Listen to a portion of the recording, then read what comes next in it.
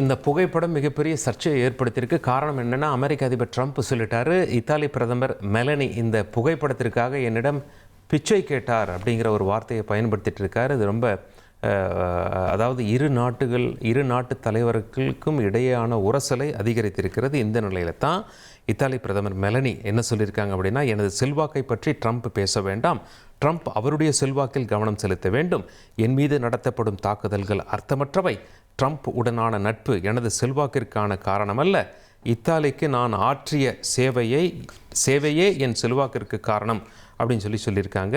My popularity is none of your concern, I suggest you focus on yours.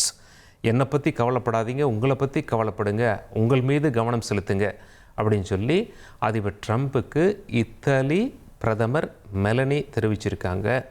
போன வருஷம்தான் நட்புக்கு இலக்கணமாக இரு தலைவர்களும் பேசப்பட்டார்கள். ஒரே வருஷத்தில் மோதலுக்கு இலக்கணமாக இரண்டு தலைவர்களும் உலக அரங்கில் பேசப்படுகிறார்கள். 1,31,00,000 மனங்களை வென்ற தந்தை டிவி யூடியூப் சேனல்.